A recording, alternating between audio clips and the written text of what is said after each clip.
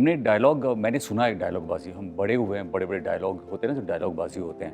I think it's the oldest genre which people suddenly had forgotten बीच में for a decade.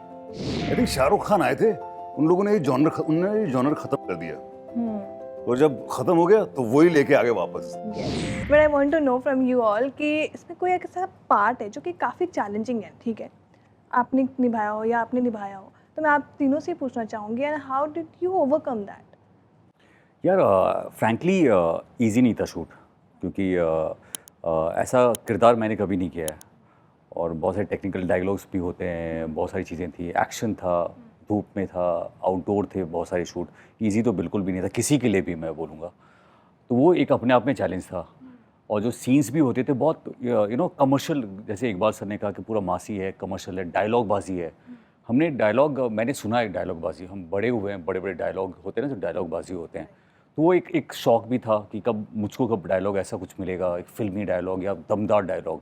इसमें वो सारे थे। तो मुझको एक मैं इकबाल सर से एक बार बात भी कर रहा था कि सर आज के टाइम में इतना फ़िल्में ऐसे हो गई कि इतनी रियलिस्टिक हो गई है कि जहाँ डायलॉग भी आपको इतना ईज़िली बोलना पड़ता है, जो कि बहुत टफ़ होता है। तो इसमें ऐसे फ़िल्मी डायलॉग बोलना, तो मैं थोड़ा कन्फ्यूज़ भी था कि यार ओवर ना लगे। बट जब हमने डिस्कस किया, जब हमें लगा कि जब कमर्शियल हम सीरीज़ कर ही रहे हैं, तो उसमें इतना सोचना नहीं है, आपको अपना बेस्ट देना है। एंड प्लस हमारे साथ जतिन सर थे, हमारे डायरेक्टर, उन्होंने भी बहुत अच्छी बात कही कि जब डायलॉग है उसको डायलॉग को फ़िल्मी ही लेना है, उसको उस तरीके से ही लेना है। तो आई थिंक वो मेरे लिए चैलेंज था, लेकिन आई थिंक वो कुछ दिनों का था। फिर उसके बाद मैं बहुत इंजॉय कर रहा था करते क्योंकि हुए। You love action. हाँ। For you all? For me, while these guys were doing action, I was looking at them and plotting how to make them not do action.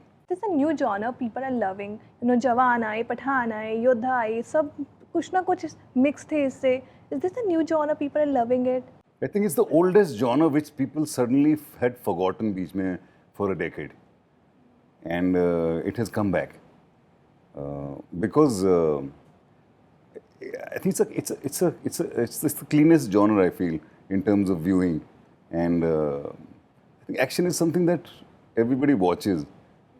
If it's we don't have any cars flying and all that, so and most of the action is as she said that it's all real.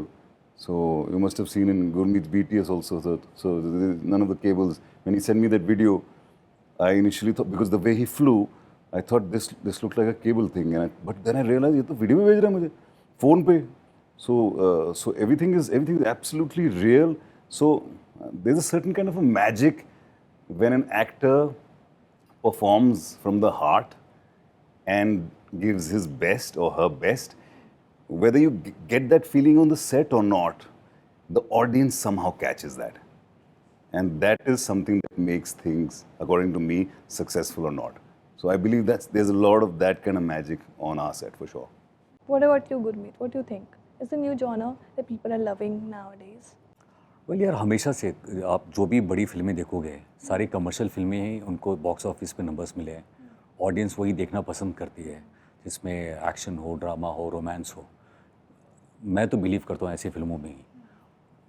तो audience को अगर आप वो दोगे तो वो लोग देखेंगे और एंजॉय करेंगे। तो आई थिंक ऑडियंस पसंद करती है, इसीलिए जॉनर में फिल्में ज़्यादा बन रही हैं। You know, I think Shahrukh Khan आए थे, उन्होंने ये जॉनर खत्म कर दिया। और जब खत्म हो गया तो वही लेके आ गए वापस। yes. उन्होंने कम बैक किया ना उससे, come back and how and then after that ना बैक टू बैक आते गए कुछ ना कुछ फिल्म, इसलिए this was that the reason I was asking.